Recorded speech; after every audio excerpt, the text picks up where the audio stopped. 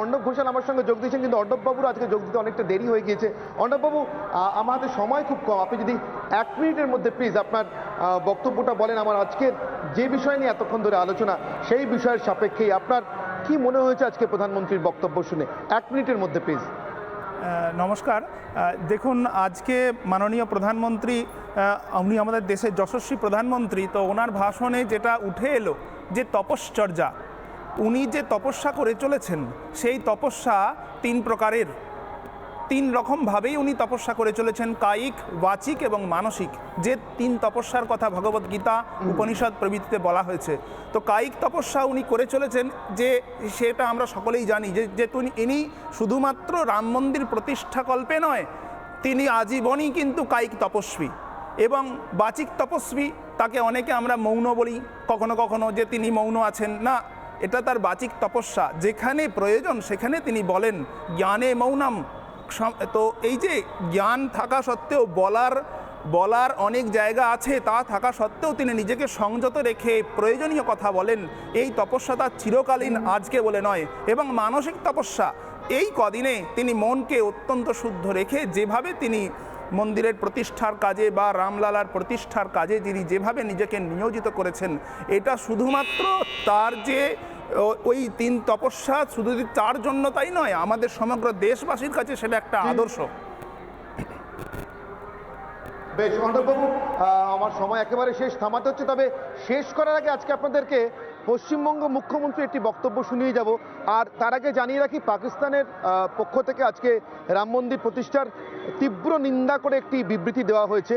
পাকিস্তান বিদেশ মন্ত্রকের সেই বিবৃতিটি আমি এখানে পুনরুক্তি করছি না, শুধু তীব্র নিন্দা জানানো হয়েছে, এটা উল্লেখ করে রাখলাম। আর এবার পশ্চিমবঙ্গের মুখ্যমন্ত্রী মমতা বন্দ্যোপাধ্যায় সংহতি মিছিল শেষে সমবেতভাবে বাংলার সমস্ত মিডিয়া সম্পর্কে কি বলেছেন, মানুষকে কি উপদেশ দিয়েছেন, রাম মন্দিরের এই গোটা এপিসোডটি দেখানোর জন্য, শ্রীরামচন্দ্রের পুণ্যভূমিতে প্রত্যাবর্তন দেখানোর জন্য একবার শুনে নিন নিজেদের চক্ষুকাণ্ডের বিবাদ ভঞ্জন করে।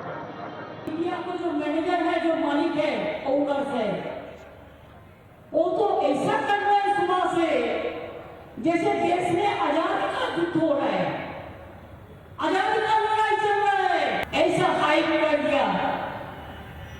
কাল কি হবে দোস্তো, আপনাদের বিক্রি করে খাচ্ছে। বাংলার মানুষ যদি আগামী বাংলাকে বাঁচাতে চান, তাহলে মনে রাখবেন এসব চ্যানেলগুলো দেখবেন না। প্লিজ দরকার হলে A to Z news channel দেখবেন না, দেখলে আপনাদের টেনশন হবে। ওরা ইচ্ছা করে নিউজ ক্রিয়েট করে যাতে ওই চ্যানেলটা চলে। আমি পশ্চিমবঙ্গের মুখ্যমন্ত্রীর উদ্দেশ্যে শুধু একটি কথা বলবো, অরুণ শৌরীর নাম নিশ্চয়ই তার মনে আছে। অরুণ শৌরী ভারতের একটি অত্যন্ত বড় মিডিয়া হাউসের সম্পাদক পদে থাকাকালীন রাম মন্দির আন্দোলন নিয়ে তার দ্বিমত থাকায় তাকে অপসৃত হতে হয়। তিনি অন্য আরেকটি মিডিয়া হাউসে যোগ দেন এবং সেখান থেকে তিনি যা করে গিয়েছেন, মনে করা হয় রাম মন্দির আন্দোলনে বামপন্থী এবং বাম মনোভাবাপন্ন ঐতিহাসিকদের এবং সমাজতান্ত্রিকদের বিরুদ্ধে সেটা কার্যত একটি বুদ্ধিজীবীমূলক যুদ্ধ ঘোষণা, এবং ওই যুদ্ধ ঘোষণা না হলে বাকি লড়াইটা জিততে অনেকটা সমস্যা হতো বলে অনেকে মনে করেন। অরুণ শৌরী ভাগ্যক্রমে না দুর্ভাগ্যক্রমে জানি না, মমতা বন্দ্যোপাধ্যায়ের সহকর্মী ছিলেন অটল বিহারী বাজপেয়ীর মন্ত্রিসভায়, বিলগ্নীকরণ মন্ত্রী ছিলেন তিনি, রেলমন্ত্রী ছিলেন মমতা। নিশ্চয়ই দেখা সাক্ষাৎ কথাবার্তা হয়েছে। অরুণ শৌরীকে বলেছেন কখনো মমতা বন্দ্যোপাধ্যায় এইসব টেরিটোরিয়াল কেন লিখতেন, রাম জন্মভূমিকে কেন এত হাইপ দিয়েছেন, নাকি আজকে বাড়ি গিয়ে একবার অরুণ শৌরীর সঙ্গে কথা বলার চেষ্টা করবেন? অনির্বাণের অগ্নিবাণ এখানেই শেষ করছি, সঙ্গে থাকুন রিপাবলিক বাংলা।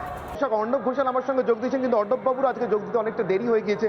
অর্ণববাবু, আমাদের সময় খুব কম, আপনি যদি 1 মিনিটের মধ্যে প্লিজ আপনার বক্তব্যটা বলেন। আমার আজকের যে বিষয় নিয়ে এতক্ষণ ধরে আলোচনা, সেই বিষয়ের সাপেক্ষেই আপনার কি মনে হয়েছে আজকে প্রধানমন্ত্রীর বক্তব্য শুনে?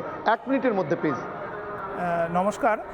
দেখুন, আজকে মাননীয় প্রধানমন্ত্রী, উনি আমাদের দেশের যশস্বী প্রধানমন্ত্রী, তো ওনার ভাষণে যেটা উঠে এলো যে তপশ্চর্যা, উনি যে তপস্যা করে চলেছেন সেই তপস্যা 3 প্রকারের, 3 রকমভাবেই উনি তপস্যা করে চলেছেন, কায়িক, বাচিক এবং মানসিক। যে 3 তপস্যার কথা ভগবদ্গীতা, উপনিষদ প্রভৃতিতে বলা হয়েছে। তো কায়িক তপস্যা উনি করে চলেছেন, যে সেটা আমরা সকলেই জানি যে ইনি শুধুমাত্র রাম মন্দির প্রতিষ্ঠাকল্পে নয়, তিনি আজীবনই কিন্তু কায়িক তপস্বী। এবং বাচিক তপস্বী, তাকে অনেকে আমরা মৌন বলি কখনো কখনো, যে তিনি মৌন আছেন না, এটা তার বাচিক তপস্যা, যেখানে প্রয়োজন সেখানে তিনি বলেন জ্ঞানে মৌনম। তো এই যে জ্ঞান থাকা সত্ত্বেও বলার অনেক জায়গা আছে, তা থাকা সত্ত্বেও তিনি নিজেকে সংযত রেখে প্রয়োজনীয় কথা বলেন। এই তপস্যা তার চিরকালীন, আজকে বলে নয়। এবং মানসিক তপস্যা, এই কদিনে তিনি মনকে অত্যন্ত শুদ্ধ রেখে যেভাবে তিনি মন্দিরের প্রতিষ্ঠার কাজে বা রামলালার প্রতিষ্ঠার কাজে তিনি যেভাবে নিজেকে নিয়োজিত করেছেন, এটা শুধুমাত্র তার যে ওই 3 তপস্যা শুধু তার জন্য তাই নয়, আমাদের সমগ্র দেশবাসীর কাছে সেটা একটা আদর্শ। বেশ অর্ণববাবু, আমার সময় একেবারে শেষ, থামাতে হচ্ছে। তবে শেষ করার আগে আজকে আপনাদেরকে পশ্চিমবঙ্গ মুখ্যমন্ত্রীর একটি বক্তব্য শুনিয়ে যাব। আর তার আগে জানিয়ে রাখি, পাকিস্তানের পক্ষ থেকে আজকে রাম মন্দির প্রতিষ্ঠার তীব্র নিন্দা করে একটি বিবৃতি দেওয়া হয়েছে।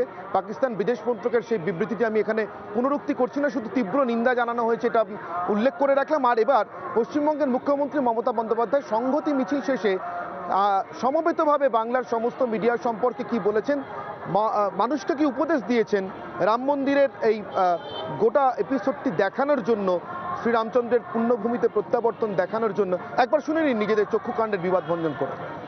इंडिया का जो मैनेजर है, जो मालिक है, ओनर्स है, वो तो ऐसा कर रहे हैं सुबह से जैसे देश में आजादी का युद्ध हो रहा है, आजादी का लड़ाई चल रहा है, ऐसा हाइप कर दिया।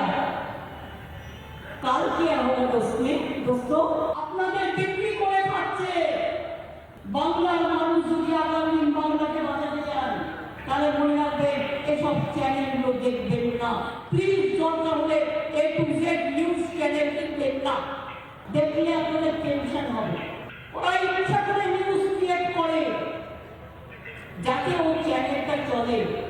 আমি পশ্চিমবঙ্গের মুখ্যমন্ত্রীর উদ্দেশ্যে শুধু একটি কথা বলবো, অরুণ শৌরীর নাম নিশ্চয়ই তার মনে আছে।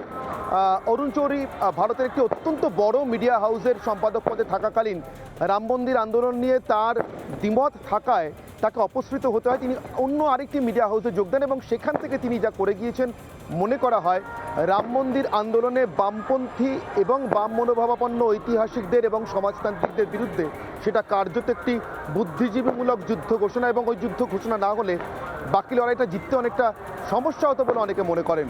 অরুণ শৌরী ভাগ্যক্রমে না দুর্ভাগ্যক্রমে জানি না, মমতা বন্দ্যোপাধ্যায়ের সহকর্মী ছিলেন অটল বিহারী বাজপেয়ীর মন্ত্রিসভায়, বিলগ্নীকরণ মন্ত্রী ছিলেন তিনি, রেলমন্ত্রী ছিলেন মমতা। নিশ্চয়ই দেখা সাক্ষাৎ কথাবার্তা হয়েছে। অরুণ শৌরীকে বলেছেন কখনো মমতা বন্দ্যোপাধ্যায় এইসব এডিটোরিয়াল কেন লিখতেন, রাম জন্মভূমিকে কেন এত হাইপ দিয়েছেন, নাকি আজকে বাড়ি গিয়ে একবার অরুণ শৌরীর সঙ্গে কথা বলার চেষ্টা করবেন? অনির্বাণের অগ্নিবাণ এখানেই শেষ করছি, সঙ্গে থাকুন রিপাবলিক বাংলা।